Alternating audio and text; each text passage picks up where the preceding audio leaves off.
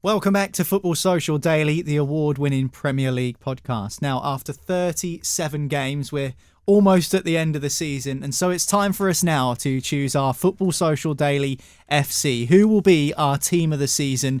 We've sat here so many times over the last 10 months, and it's now time to decide who is our 1 to 11 for team of the season. We'll go around the table with myself, Joel and Marley, putting some names down on a sheet of paper, and then we'll come up with one solid 11 that we think deserves to be crowned team of the season. I'll go to you first, Marley, and we'll start in net. Who's your goalkeeper? In fact, I don't even need to ask you. Two players maximum per team. Yeah, that's two players max per team. That is one of the rules. You're right, Joel, but I don't really need to ask Marley who you're going for in goal. Yeah, that does become a big blocking point for my team because about 9 came from Newcastle. I'm sure. But yeah, in goal, Nick Pope. Simple as that.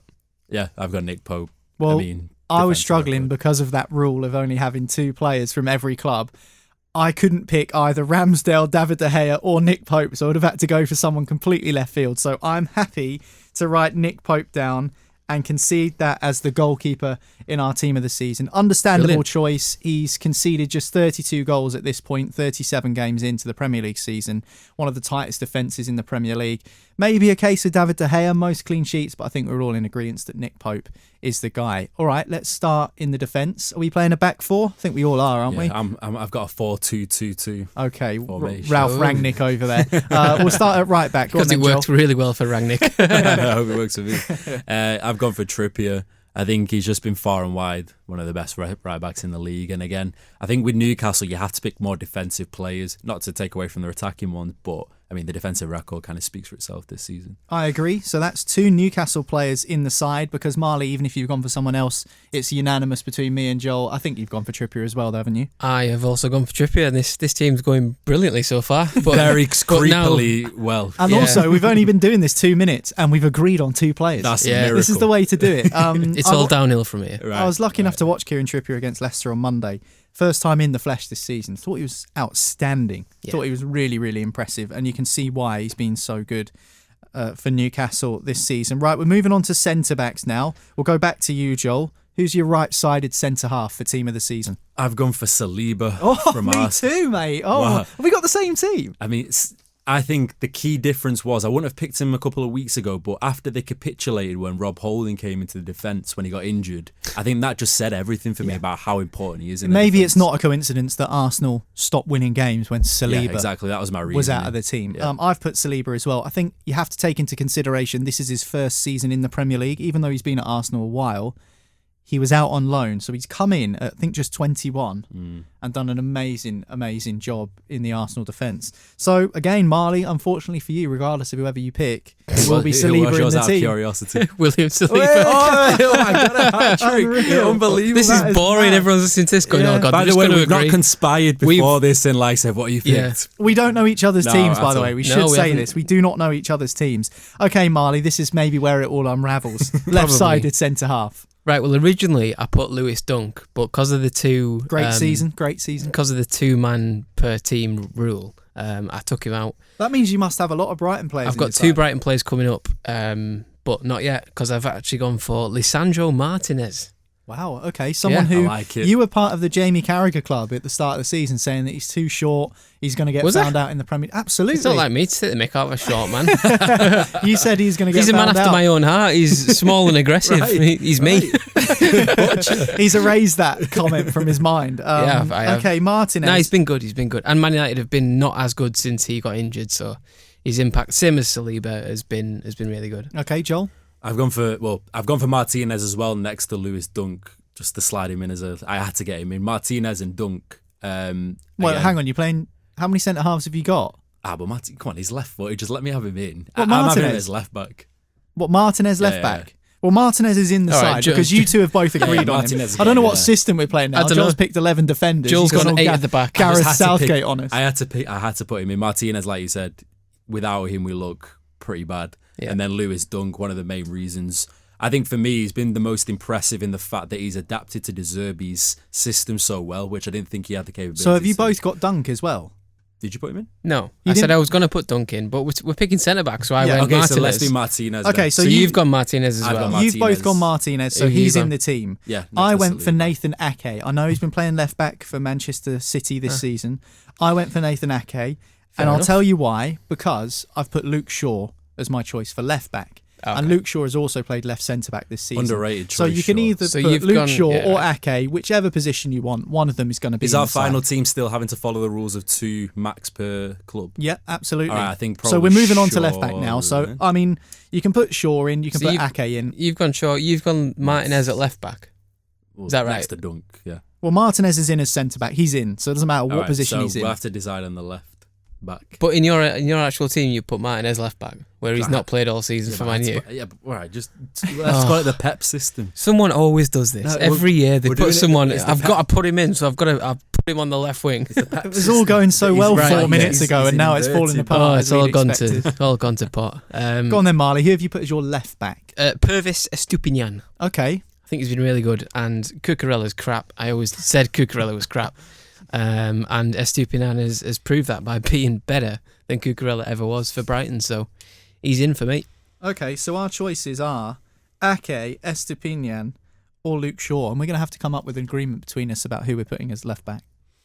I don't think you could put Ake in because 2 of City's most impressive ones are coming up. I agree. So I'll leave it between you two since you two are the only ones who did a left back. Well, I put Luke Shaw as my left back on my sheet. My centre halves were Saliba, who's already in, and Ake, who's been replaced by Martinez in this sort of accumulative team. I'll And give then- you Luke Shaw. Okay, Luke You can Shaw have Luke goes Shaw. in. Yeah. So Luke Shaw is in at left back. So we've got our defence and our goalkeeper, Nick Pope in goal, Trippier right back, Saliba and Martinez centre halves with Luke Shaw left back. That moves us on to the midfield. The Oh, juicy part. This is going to be tasty. Joel? Shall I start with the easy one or the hard one? I think you should start with the easy one Starting because with- we're all going to agree on this. Kevin player. De Bruyne. Kevin De Bruyne is in. Oh, Don't even tell me you've not put. Who, it's harsh on Sean Longstaff, but yeah, I'll give you De Bruyne. Yeah, and obviously I've gone for De the Bruyne. 40 million man Longstaff. Yeah, he's worth it this season, Christ. Okay, But another, yeah, we'll, another one that we all agree on. You which can have is- that. Yeah, I mean, Yeah, to be he's fair, obvious. I've put a 4-3-3 system on my sheet yeah, same. of my team. It's quite narrow. There's no width. We'd get absolutely belted down the flanks if we actually played this as a side. But Kevin De Bruyne is in for me. I don't think you can talk about Manchester City this season without speaking about Kevin De Bruyne in the opening couple of sentences because he's been incredible yet again. 16 assists, 7 goals. He's scored some massive goals both in Europe and in the Premier League. I think he's the most important important player to City's setup. You can't deny without him. I mean, they still tick, but they're just not as potent in attack. I think Haaland wouldn't have got as many goals as he had without De Bruyne this season. And I think he's slowly starting to edge himself into one of the top 3 Premier League midfielders of all time. Yeah. He's I up think there. so. He's up there from what he's done and what he's won. And the fact he was written off at the start as well, 50 million quid, and people said it's not worth that. I mean, how much has he proved them wrong? It's unbelievable what he's achieved. Kevin De Bruyne is our first midfielder in this team of the season. Marley, give us some of the other candidates. So I've gone 1 defensive mid and then 2 centres. So De Bruyne is 1. Odegaard is the other. I'm in Okay. agreement with that. Well, I've got Odegaard in my team, but I've got him as a 10 in a 4-3-3 with 2 strikers.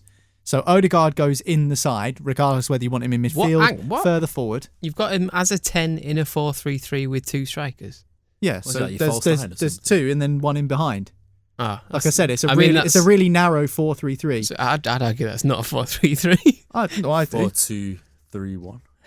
No, 100%. It's a I've seen variation of it a on FIFA. 4-3-3. Right, okay. Right. It's just really narrow. So like you're playing 2 up front with 1 in behind, Yeah. and then you've got sort of 3 in behind, not Right. screening. It's like but almost like a diamond midfield. isn't like a it? diamond Yeah. midfield. Yeah. Absolutely, yeah. Okay, That's exactly what it is. So you've got a him diamond there. in midfield. I've got Odegaard at the front of the diamond. Okay.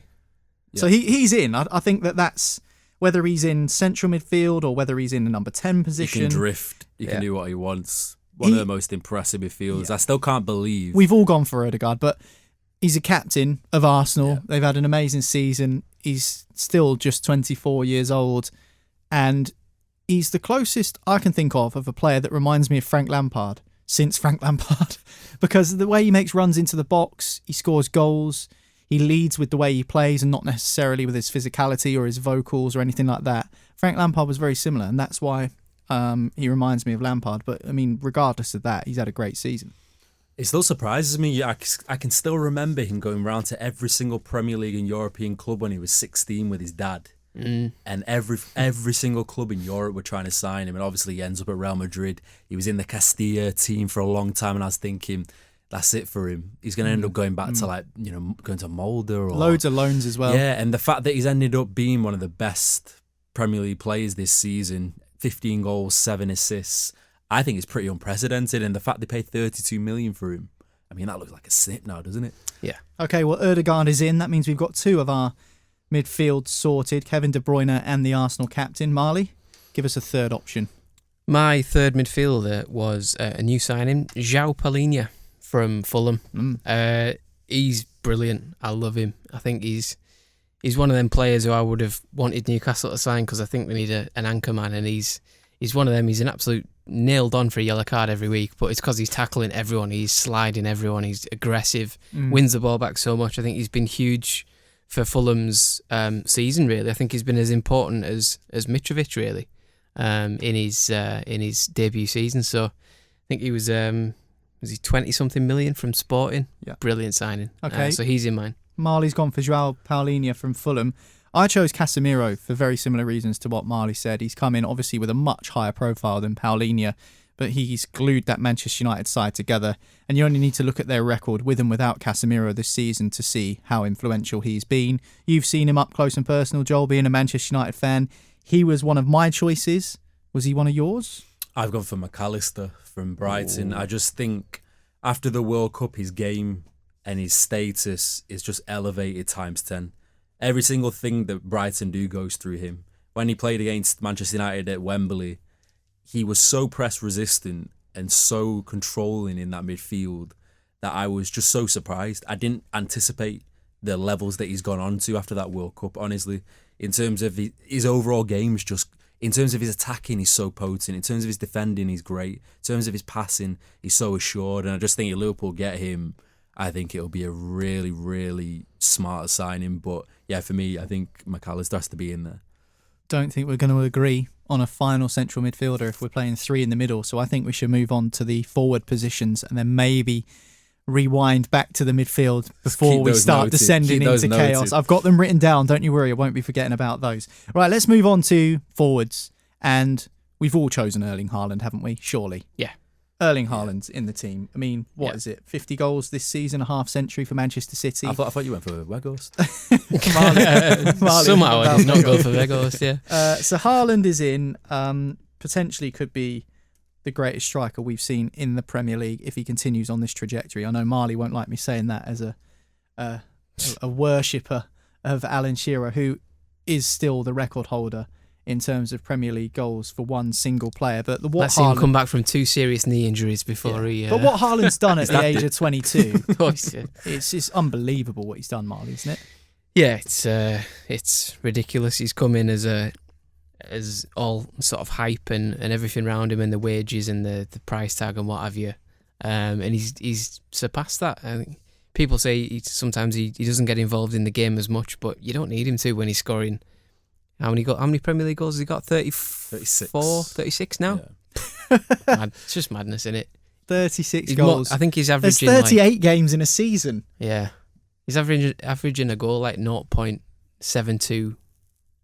Probably a bit more than that, 0.8, isn't it? Something like that, yeah. It's just madness. But obviously he's in all our teams, so that makes it easy to pick a striker. Easy choice. So now it's about the wingers. It's about the wingers, but I decided to play, as I mentioned earlier, 2 players up front and 1 in behind because I wanted to fit Ødegaard into the team. And my other striker choice was Harry Kane, but obviously he's a centre forward and not a wide player. So it makes me wonder, despite the fact he's got, 28 goals this season, whether he's in either of your teams as well. No. Harry Kane's not in your team? No, it was a very, very difficult one. Wow, okay. My formation's a bit all over the place. But we know that. I've got Ivan Toney and Haaland together up top. And the reason I picked Ivan Toney is because... He slipped you a few quid. Allegedly. The reason why I've picked him is, of course, he's had that case over him for a long time now. Yeah. And playing for Brentford, coming from the Championship, where he scored that 12 goals last season. Yeah, we're talking about this season. No, and then 20 goals this season. Let's not forget. Yeah, I mean, absolutely. He's shown consistency, and the fact that it's in a Brentford side as well, I think it's just showed a massive amount of mental strength. The fact that he's dominated teams like Manchester City when they played them and some of the really top sides.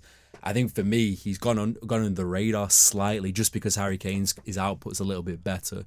But I think there's a really strong argument for Tony. Okay, I've gone for Kane. Joel's gone for Tony. You're going to say Callum Wilson, aren't you? No, because I've actually played a proper formation. You two have gone rogue and started putting strikers everywhere. So I've gone left wing Marcus Rashford. Yeah, he's had a great season. Yeah, he's in mine as well. He's been brilliant. Okay, so you've both got Rashford then. Yeah. Okay, well, Rashford's out on the left wing. And, the question is, for Manchester United, who's going to score the goals if Marcus Rashford isn't? They found a way through Garnacho and Anthony, and a few other players have chipped in here and there. But in terms of what they've done going forward this season, if it hasn't been for Marcus Rashford, Marley, I think Manchester United would be in a far worse position. Yeah, he there was that period between sort of after the World Cup and all the way up to sort of March. He was scoring in like every game. He was a top scorer in Europe at one point Was after he? the World Cup. Everyone forgets because of his injury. Yeah, he's. Again, Man United have dropped off slightly since he got that injury. I do wish he'd got that injury just before the Carabao Cup final, to be honest. But obviously, we got him in full flow, and some of the things he did in that final were just daft. Yeah.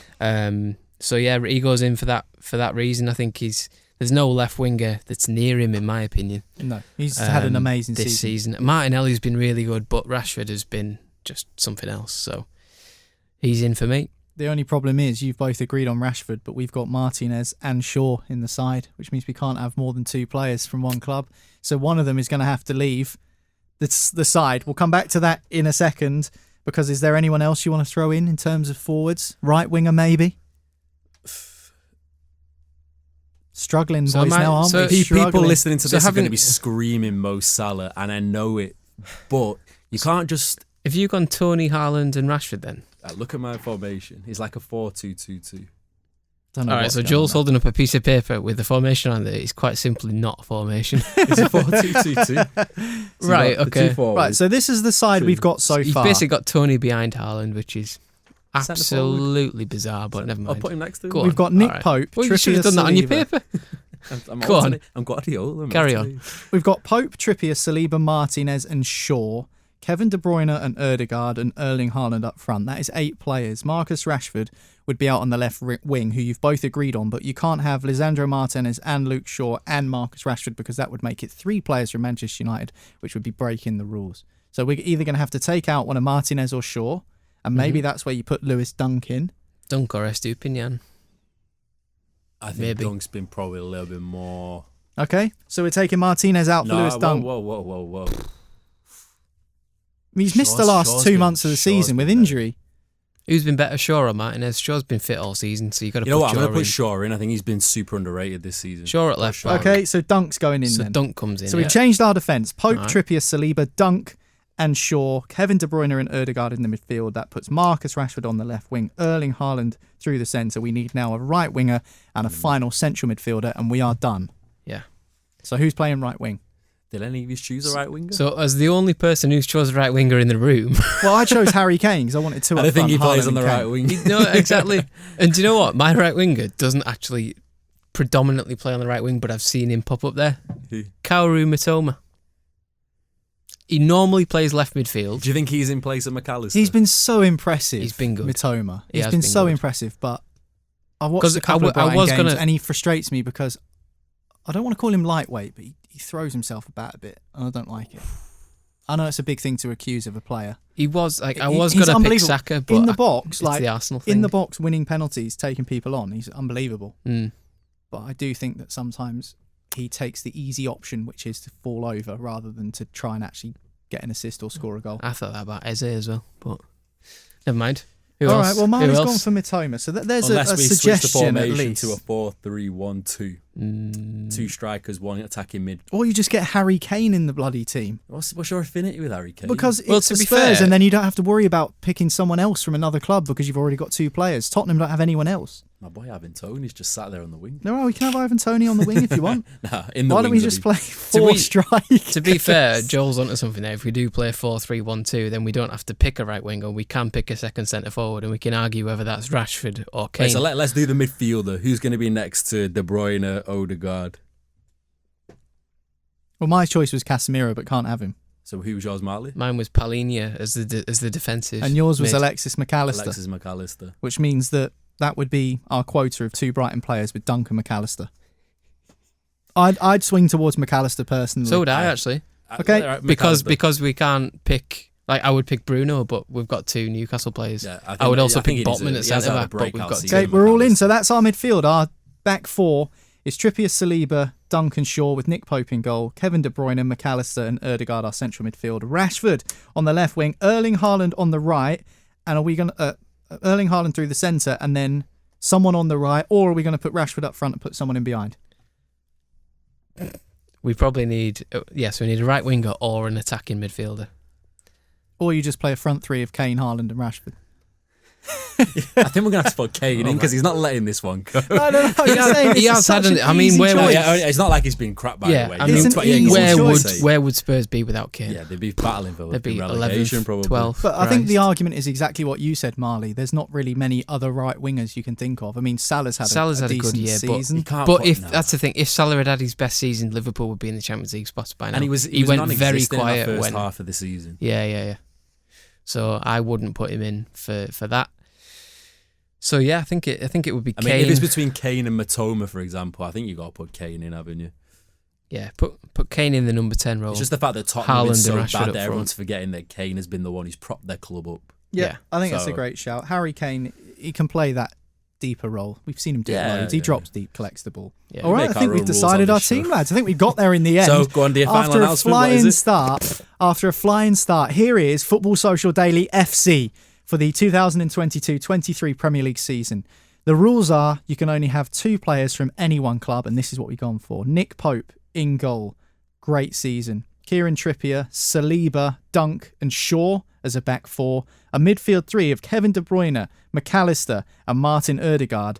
And a forward trio of Harry Kane and Marcus Rashford with Erling Haaland up front. Strong. No one's beating that, really. That are they? Let's midfield face is it. pretty tasty as well. Well, I'm glad we managed to agree because I've written it down here. So we agreed unanimously on Pope, Trippier, Saliba, De Bruyne, Ødegaard, eventually McAllister, eventually Kane and Erling Haaland. So Is that's that 8? 8 players out of the 11 we've all unanimously agreed on have had the best season. I think this season though has been a little bit more straightforward with the better players. There's been like that top tier of, but then there's not really been negotiation between some of them. I think anyway. I'll tell you what, we'll put that in our Telegram group. So go and join the Telegram group. If you're in it already, go and check it out.